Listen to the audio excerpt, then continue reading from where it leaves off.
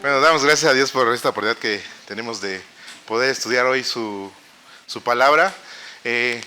Algunos ya saben, o mandó el mensaje el pastor de que están en Toluca, fueron a visitar a la misión de allá de nuestro hermano Alfred, entonces les mando un saludo, espero que puedan ir y regresar con bien. Y vamos a continuar con este libro de los Reyes que estamos viendo, el primer capítulo, el primer libro, el capítulo 20. Voy a invitarte a que abras tus Biblias y vamos a estar meditando en lo que Dios tiene para nosotros a través de esta porción de la Escritura. Ya anteriormente, la semana pasada, más bien, vimos cómo el rey Acab perdonó a Ben-Hadad. No sé si se recuerdan, este rey que tenía el yugo sobre Israel. Dios le dijo: yo te voy a entregar en tus manos a este rey.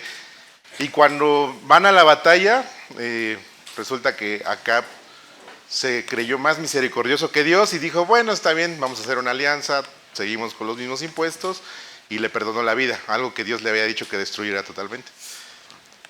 Pasando esto, Dios habla a través de un profeta, habla a Acab y le dice: por cuanto desobedeciste esto que te mandé, tu vida será por la de él, ¿no? Entonces, prácticamente una condenación para Acab el haber desobedecido pues la orden que Dios le había dado, ¿no?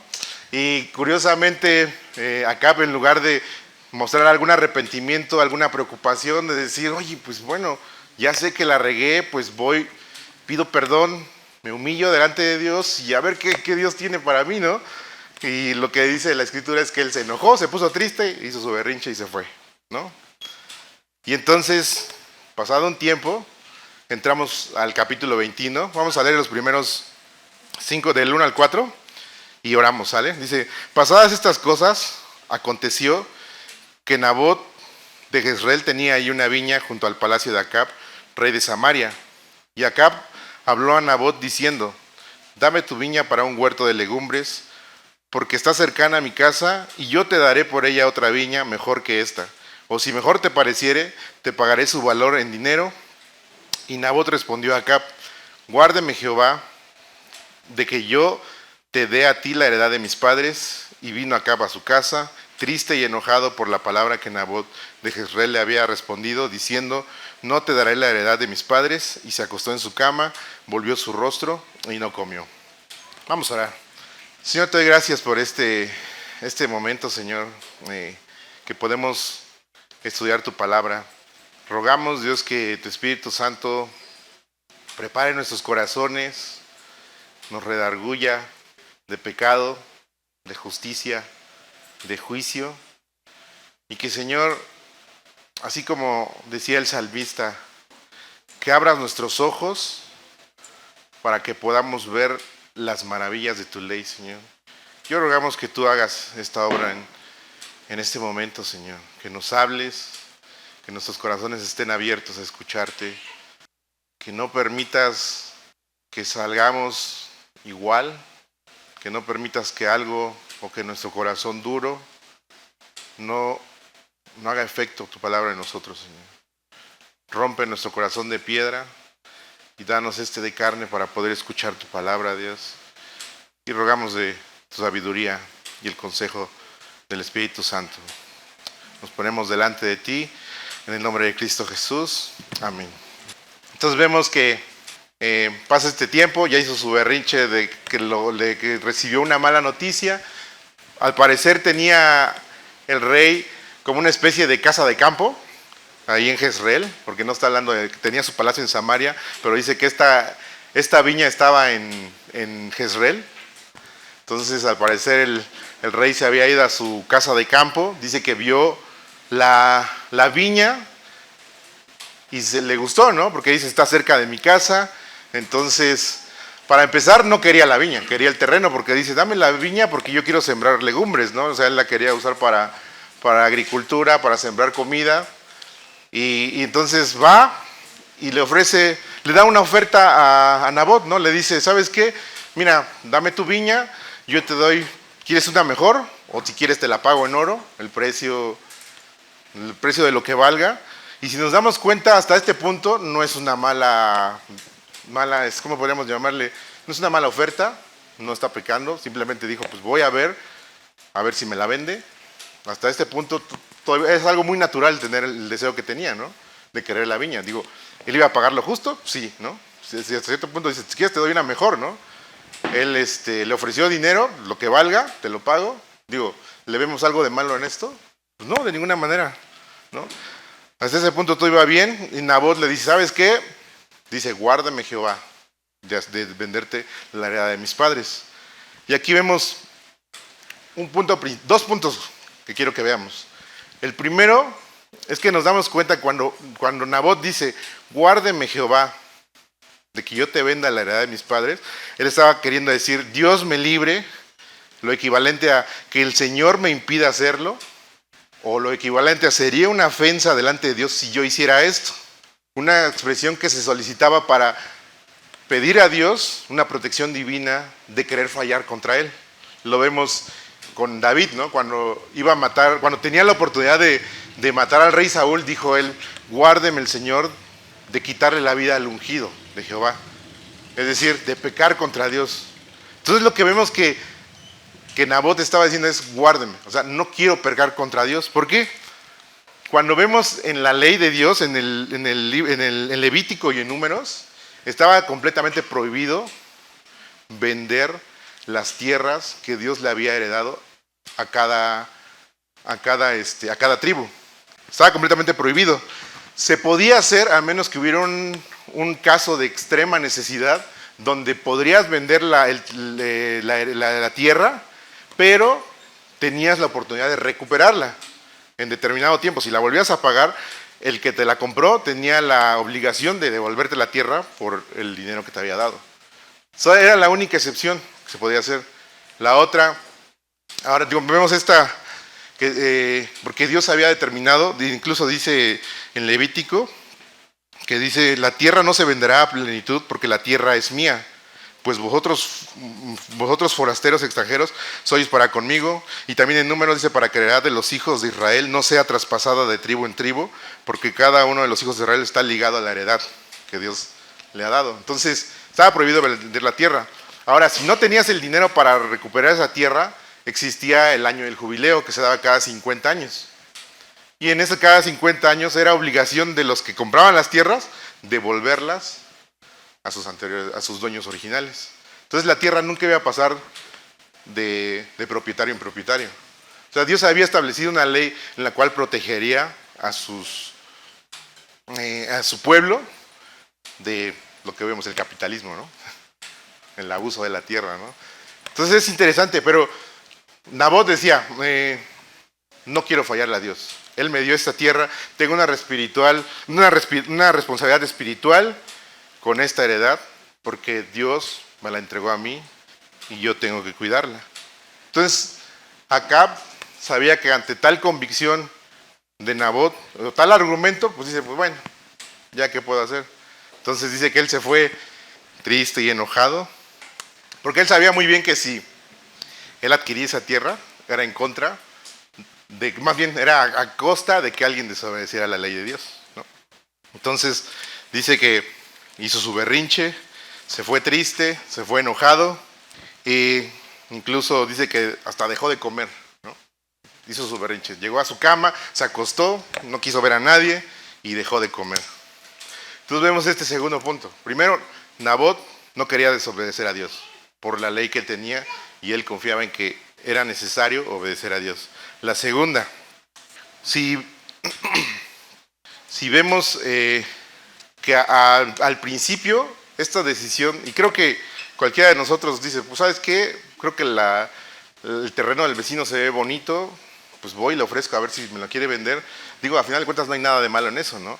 El problema con Acab es que empezó a descubrirse los deseos de su corazón, porque dice que esta decisión, o más bien esta convicción de Nabot, empezó a crear algo dentro de él, a tal punto de entristecerlo, cambiar sus emociones, cambiar sus actitudes, y el deseo de su corazón de decir, quiero esa viña, la quiero obtener.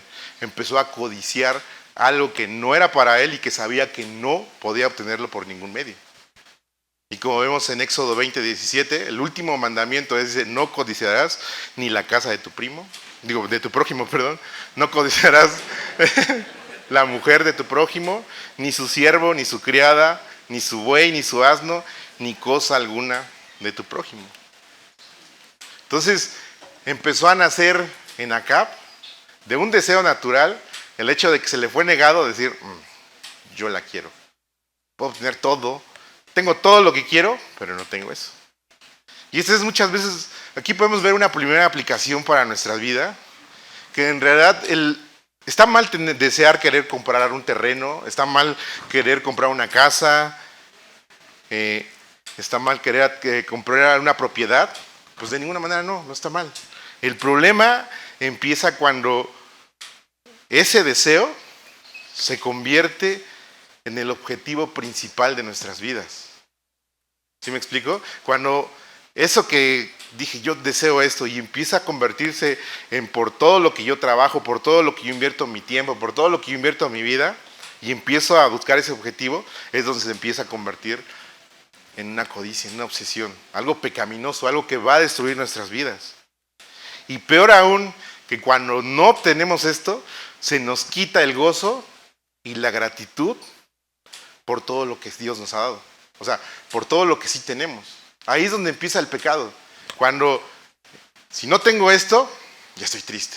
Cuando si no lo alcanzo, no hay contentamiento. Y dejo de ver y ser agradecido con Dios por todo lo que sí me ha dado, por las cosas que Dios me ha dado para vivir esta vida, y no encuentro contentamiento en eso, empieza el pecado. Empieza la codicia. Nuestro corazón se empieza a volver oscuro y empezamos a caer en ese pecado. Cuando vemos en Filipenses que Pablo estaba completamente, él incluso dice en Filipenses 4:11, dice que él no lo diga porque tenía escasez, pero dice, yo he aprendido a contentarme cuando tengo dinero y cuando no tengo, cuando hay cosas y cuando no tengo, en todo he aprendido a vivir, estoy preparado para vivir con todo. Y luego termina en el versículo que dice, porque todo lo puedo en Cristo que en Cristo encontramos esa plenitud y ese contentamiento. No importa las circunstancias, no importa las condiciones económicas, no importa la abundancia, no importa la escasez, pero en Él encontramos nuestra satisfacción. Entonces es el primer punto que vemos, cuando nuestro corazón se amarga porque no obtenemos eso que deseamos, estamos cayendo en este pecado, tal como acá. O sea, él tenía un palacio, tenía las riquezas, la abundancia de la tierra prometida. Recuerdan que era una tierra donde fluía leche y miel, pero él prácticamente de nada le servía porque no tenía la viña de Nabot, a tal punto que dice, no quiero hablar con nadie, es más, no voy a comer, me voy a morir, voy a dejarme morir por esto, no tengo esa viña, nada es suficiente porque no tengo la viña, ¿no? Entonces vemos que el descontento es un pecado que trae consigo su propio castigo. Cuando estamos descontentos, nuestra mente no está tranquila, estamos atormentados, se genera en nosotros mismos, en nuestro corazón, no surge de las situaciones, cuando hay cosas que nos están atacando, cuando hay cosas, sino surge en nuestra cabeza y no podemos hallar contentamiento, no podemos hallar paz en eso. Vemos la diferencia. Pablo, contento, cantando en una cárcel, completamente pleno, y vemos acá en su palacio, triste, enojado, porque no podía tener una viña. La falta de contentamiento es un pecado. Y cuando vemos en Timoteo, cuando Pablo envía esta carta a Timoteo que le dice que grande es la piedad, es decir, vivir una vida piadosa, una vida que agrade a Dios, acompañada de contentamiento. Porque muchas veces lo que nos lleva a hacer cosas o a estar haciendo cosas pecaminosas, es porque no hay contentamiento en nuestro corazón. Podemos estar obedeciendo a Dios, pero por dentro hay algo que dice, ay, es que porque no estamos contentos, no estamos satisfechos. Estamos mirando lo que los demás tienen, estamos mirando lo de afuera, ¿no? Entonces es un pecado que que puede existir en nuestro corazón cuando hay algo que es un deseo que está mal enfocado, un deseo que está descontrolado en nuestro corazón. Y luego vemos el versículo del 5 al 7. Dice, vino a él su mujer Jezabel y le dijo, ¿por qué está tan decaído tu espíritu y no comes? Él respondió, porque hablé con Nabot de Jezreel y le dije que me diera su viña por dinero, o que si más quería, le daría otra viña por ella. Y él respondió, yo no te daré mi viña. Hasta eso vemos que no le dijo toda la respuesta completa, ¿no? Nada más dijo, me dijo que no me le iba a dar, ¿no? Pero no le dijo por qué. Nosotros ya entendemos que al decir, guárdame Jehová, es que quería obedecer a Dios, ¿no? Pero dice, me dijo, yo no te daré mi viña. Y su mujer Jezabel le dijo, ¿eres tú ahora rey sobre Israel? Levántate y come y alégrate, yo te daré la viña de Nabot de Jezreel. Entonces vemos en Apocalipsis, cuando vemos que Jesús manda las cartas a las iglesias y hay una referencia hacia Jezabel, ¿no? Del nombre Jezabel, que está ligado a inmoralidad y a idolatría. O sea, prácticamente la referencia del nombre Jezabel tiene que ver con pecado, con algo abominable delante de Dios. Y vemos que la realidad es que esta influencia que estaba provocando en Acab estaba haciendo que el pueblo de Israel se desviara completamente de Dios. Era algo abominable para Dios, la idolatría que estaba sucediendo. Era una mujer terrible. Ella fue criada en el paganismo total. Dice que era hija del rey Sidonio, ¿no? Entonces, las costumbres eran de ese tipo. Tú eres el rey, tú te mereces todo. Tú eres lo equivalente a decir, tú eres hijo de Dios, no puedes estar sufriendo. Tú eres hijo de Dios, mereces todo. Tú eres hija de Dios, eres una princesa, mereces que así, ¿no? Y empezamos a traducirlo a este nivel, ¿no? Pues prácticamente era la cultura de esta mujer. Tú eres el rey, tú tienes la autoridad de hacer todo lo que quieras. Porque en estos pueblos paganos, pues así era la monarquía, ¿no? Era completa. No así con Israel, porque Dios dio leyes a los reyes de Israel, las cuales no podían desobedecer, y eran leyes que equilibraban la justicia dentro del pueblo. Entonces viene esta mujer y dice, tú te lo mereces, tú eres el rey, y la conclusión de ella es, tú eres el rey, yo te voy a dar esa viña, ¿no? Entonces vemos que esta prohibición que Dios tenía a los reyes, incluso a todos los hijos de Israel, de casarse con mujeres que fueran de estas regiones paganas, tenía un propósito. Incluso lo vimos con Salomón, dice que alejarán el corazón de tus hijos de mí, decía, ¿no? Y se irán tras otros dioses. Y esa es precisamente la influencia que tenía esta mujer sobre Acab. Y vemos que como la esposa sí tiene la habilidad de o impulsarnos hacia Dios o desviarnos de Dios. O sea, hay una responsabilidad fuerte en las esposas, en la forma en cómo aconsejan al esposo, la forma en lo que siembran en el esposo, si es algo piadoso, si es algo que lo va a impulsar a buscar a Dios, o lo va a estar arrebatando, lo va a estar jalando, alejando de Dios, ¿no? Pues esta mujer tenía completamente el control sobre el rey Acab, ¿no? Y entonces dice que, ¿alguien me puede ayudar a leer del 8 al 14? Entonces vemos en estos versos cómo esta mujer era tan astuta para maquinar algo tan malvado, y vamos a ver cómo cada detalle que pidió fue específicamente por una cosa. Pero era una mujer mala, ¿no? Era una mujer terrible. Y lo que ella empieza a hacer es empieza a darle tintes religiosos a su mandato. Cuando vemos que dice que escribió cartas, las selló con su anillo, tenía la autoridad del rey, ¿no? Es decir, la responsabilidad de Acab estaba en eso, porque dices, bueno, agarró mi anillo y ahí no voy a ver qué vas a hacer, ¿no? Él sabía muy bien lo que estaba pasando. Selló su anillo y dice que les dijo, proclamen ayuno. El ayuno era un clamor a Dios. Es decir, ya estaba pintando algo religioso ahí, ¿no? Usando los mismos mandamientos, los mismos mandatos del pueblo de Israel. Dice, proclamen ayuno. El ayuno se hacía cuando había que pedir perdón a Dios. Había que clamar más bien por ¿cómo se llama? Cuando había un peligro inminente, cuando había algo que estaba amenazando a Israel, ellos ayunaban, oraban, usaban ese tiempo para clamar a Dios.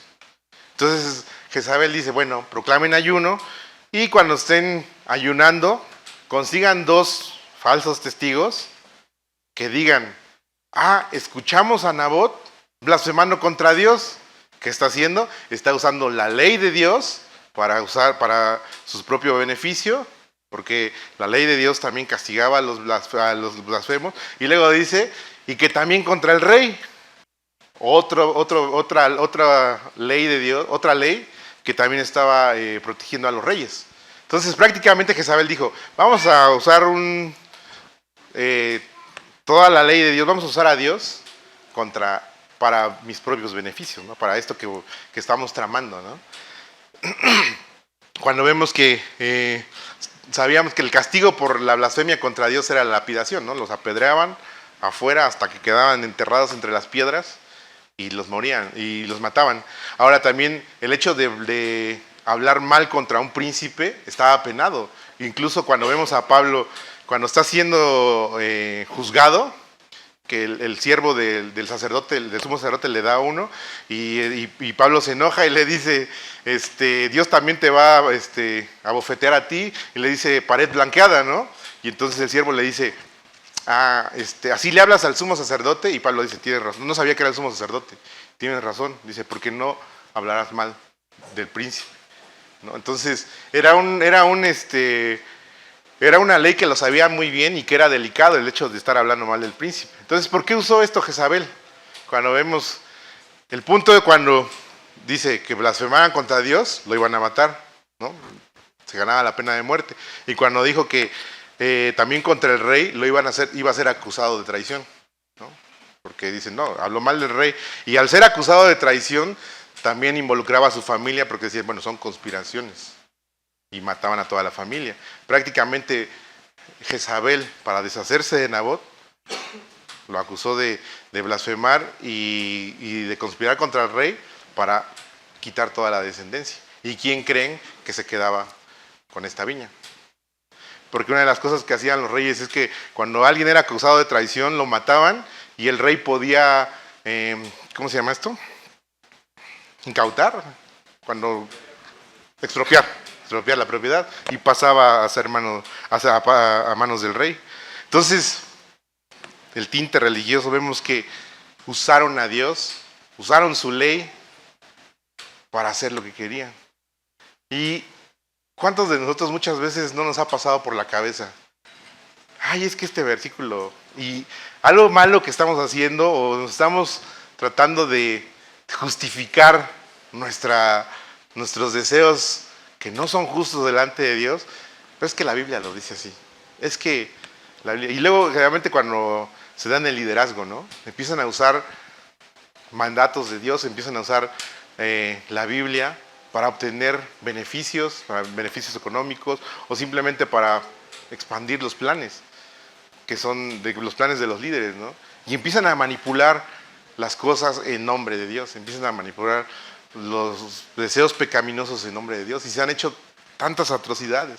Pues este punto es algo que Dios abomina. Lo vio en Jezabel. Es como actuar como esta mujer, usando a Dios, usando su ley. Y lo triste de todo es que cuando envía la carta a los principales de cada tribu, nadie dijo nada. Dice, bueno, está bien. No sé qué tanta maldad debería haber en toda una región para que si todos se dan cuenta que te están ordenando hacer algo completamente injusto, nadie pueda levantar la mano. Puede haber dos explicaciones. Miedo. Pues ya había matado a siervos de Dios esta mujer, ¿no? Había matado a los profetas.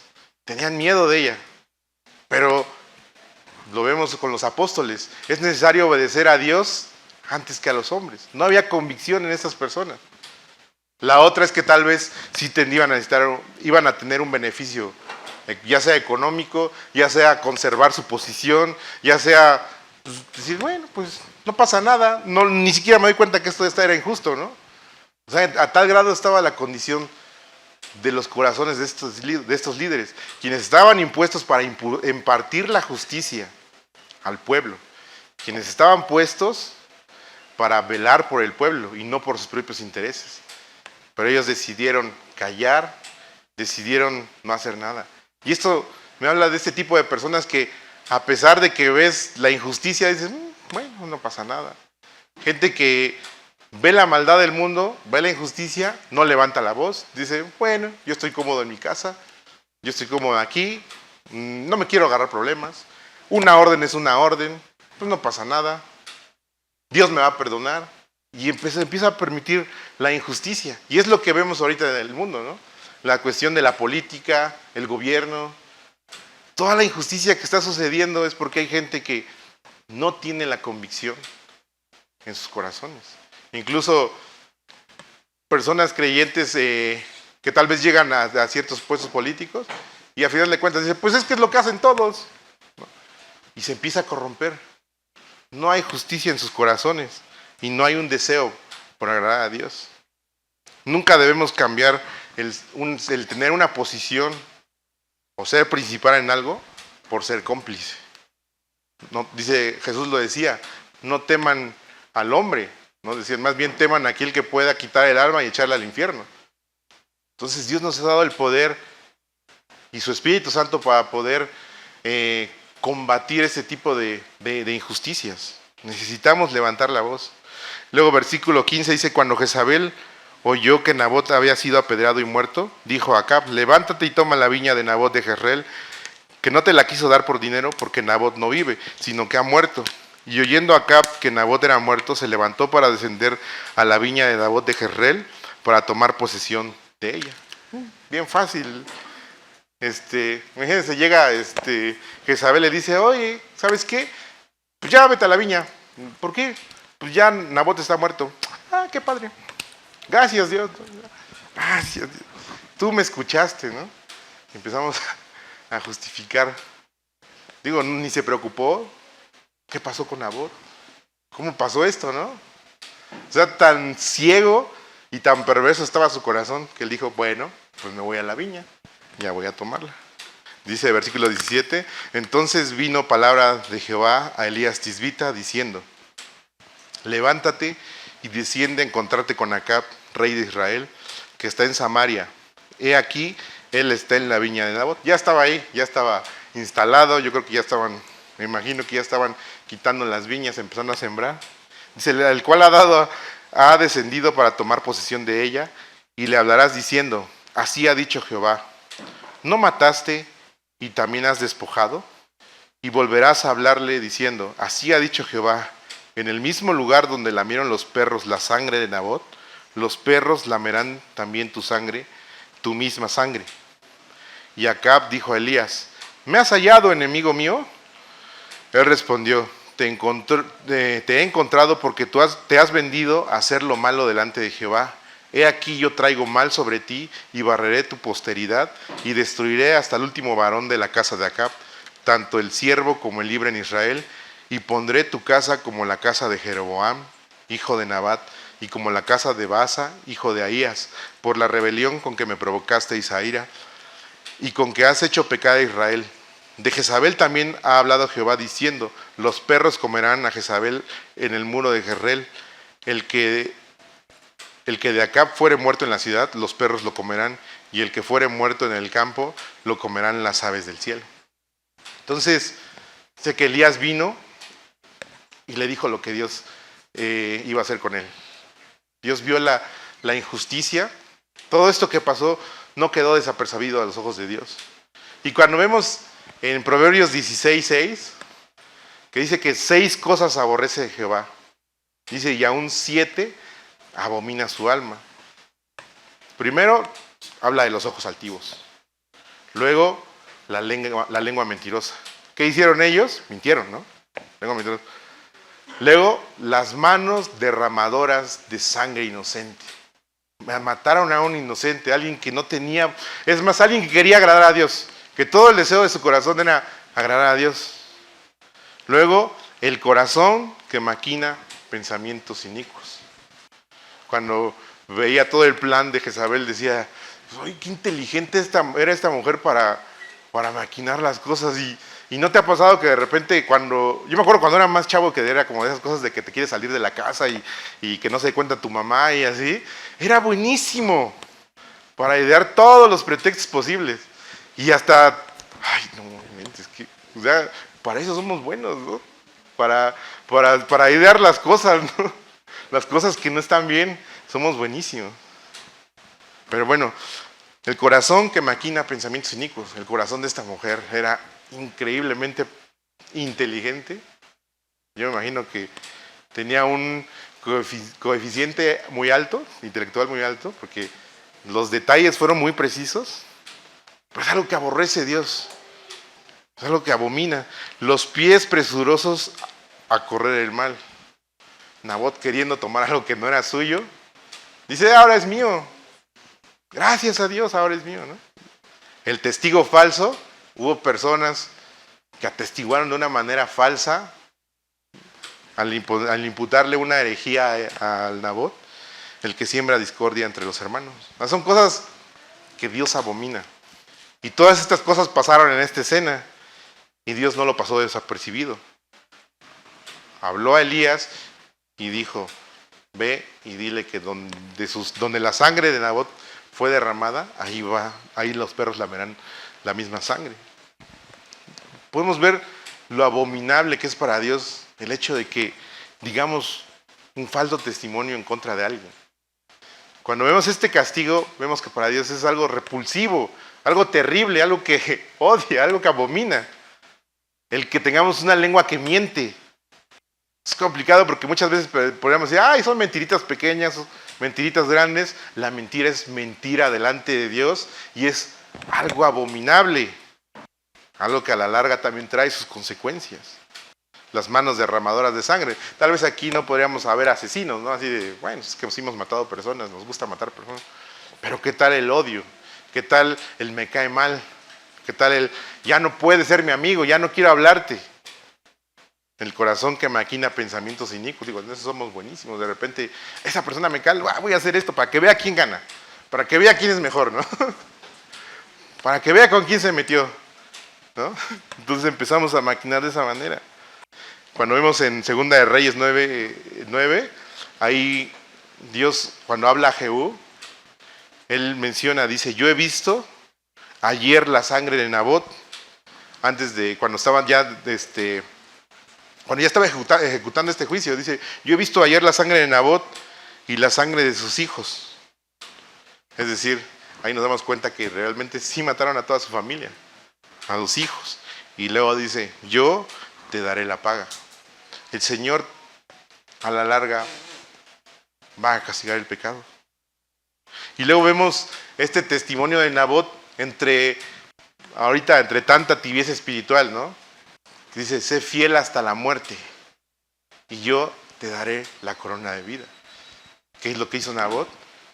Podríamos pensar, ay, este Nabot pues salió perdiendo porque por agradar a Dios pues lo mataron y luego todavía se quedaron con su viña.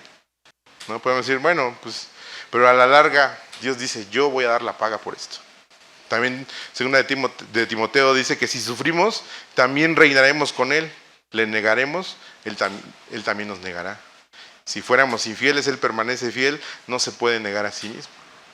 Entonces vemos que la invitación es ser fiel, a pesar de las circunstancias, las consecuencias, ser fiel hasta la muerte. Y luego en Hechos 17 dice que por cuanto ha establecido un día el cual juzgará al mundo con justicia. Entonces tarde o temprano Dios va a dar la paga a todas aquellas injusticias, a todas aquellas cosas que por obedecer a Dios, por agradar a Dios, hemos recibido pues afrenta, ¿no? Hemos recibido las consecuencias. Dios va a dar la paga. En 2 Tesalonicenses 1, versículo 6, del 6 al 9 dice, porque es justo delante de Dios pagar con tribulación a los que os atribulan.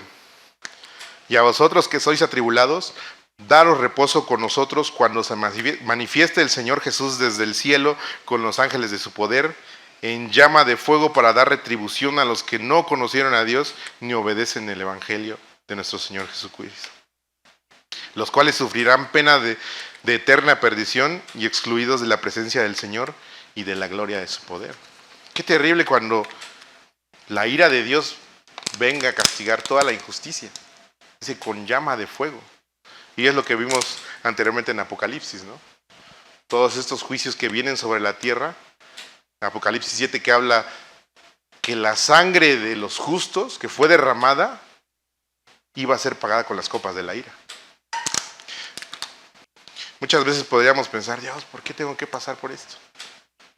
¿Por qué no hay justicia en este mundo? ¿Por qué se ve que los malos se salen con las suyas? Vemos al salmista, Asaf, ¿no? Que decía, casi resbalo porque tuve envidia de los malos, porque prosperan, porque parece que todo lo que hacen le sale bien. Y dice, y yo que sirvo aquí en tu casa, estoy padeciendo todas las cosas. Salmo 73, creo que es, Asaf, Salmo de Asaf. Dice, casi resbalo por esa envidia que yo los vi. Dice, Señor, ¿qué pasa con todos estos injustos? Viven bien, son felices, tienen todo lo que necesitan. Y yo que te sirvo acá. Pero dice que entonces entré a tu presencia y comprendí cuál es el final de cada uno de ellos. Cuando entró en la presencia de Dios, puedo sentir que Dios a su momento, dice que los ha puesto en resbaladizos, ¿no? Caminos resbaladizos. Que a su tiempo su pie resbalará.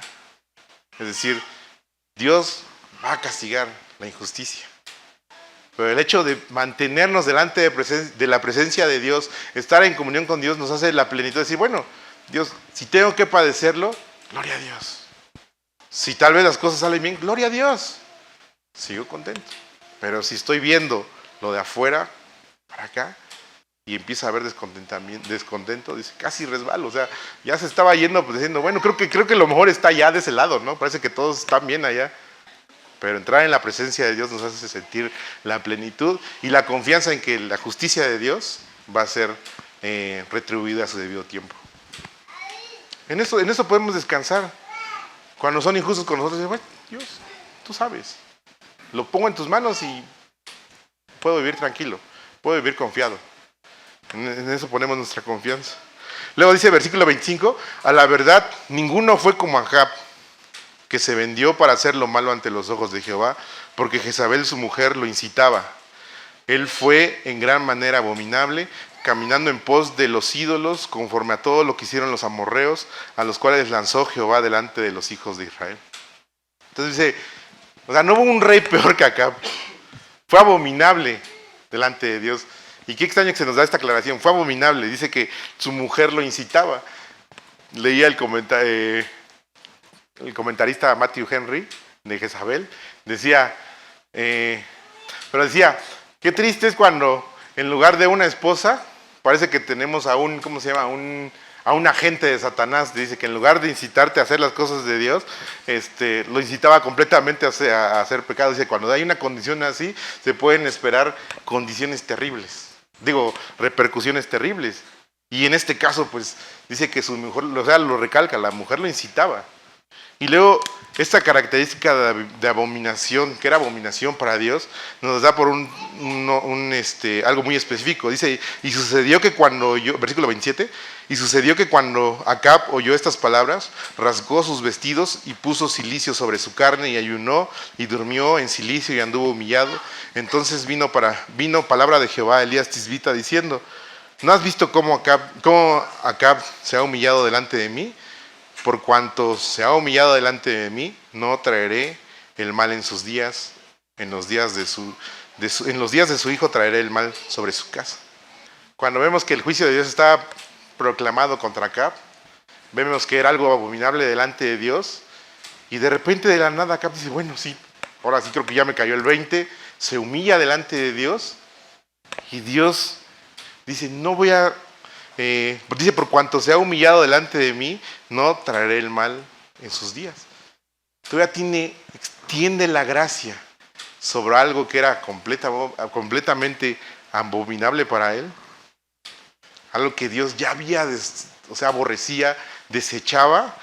Al final, cuando ve a Acab humillado, dice, ok, existe gracia, existe misericordia.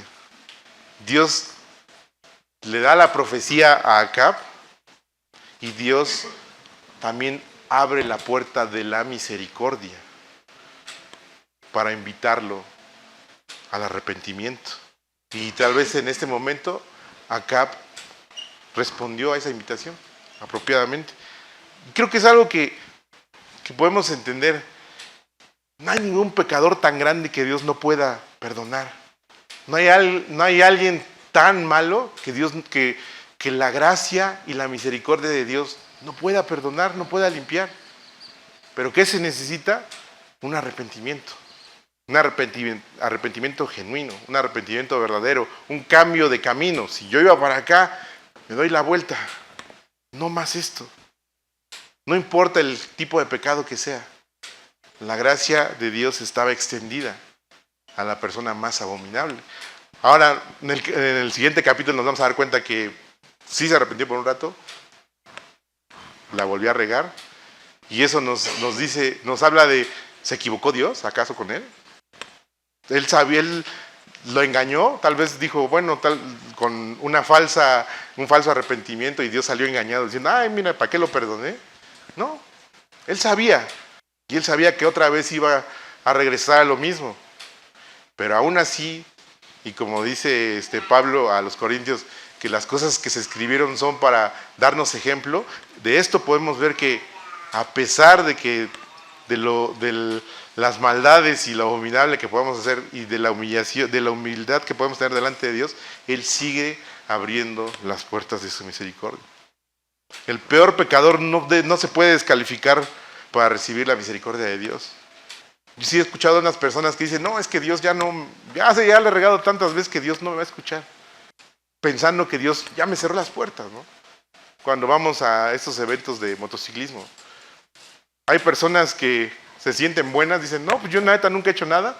Y hay personas que se sienten completamente pecadoras, ¿no? Dicen, no, es que yo la neta, si conocieras, no, brother, dice, si supieras lo que he hecho, la misericordia de Dios está abierta. Con su gracia, con su misericordia, puede transformar al más vil pecador en una persona nueva. Es lo que vemos en el Evangelio. Ya para terminar, hermanos, ¿cómo están los deseos de nuestro corazón? ¿En qué estamos poniendo nuestros objetivos, nuestra vida, nuestro tiempo, nuestras fuerzas? Hay buenos deseos, definitivamente, pero tienen que ser guiados hacia Dios. Me platicaba mi esposa esta semana de su devocional, de Mías creo que era, cuando dedicaron los muros de Jerusalén, y había un comentario que ella me mandó el screenshot, de la foto de lo que decía, ¿no? De Matthew Henry, que decía que ningún creyente debe emprender algo sin antes dedicarlo a Dios. Porque toda nuestra vida le pertenece a Dios. Cada deseo, cada adquisición, cada emprendimiento, cada negocio, cada acción debe ser dedicada a Dios. Porque Él compró nuestra vida con su sangre. Y es importante, si yo hoy voy a tocar, que sea para Dios. Si voy a hacer esto, que sea para Dios. Si voy a emprender un negocio, que sea para Dios. Señor, te lo dedico. Y esa palabra que mencionábamos en la casa decía, santidad a Jehová. Ponerle a cada cosa que hagas, esto es para Dios. Esto va santificado para Dios. Cada área de nuestra vida.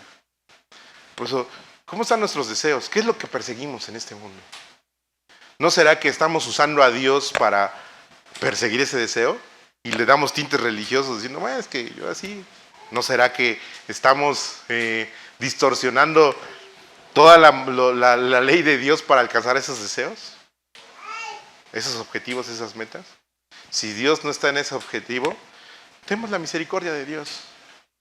Él siempre está presto para perdonarnos si tenemos un corazón arrepentido.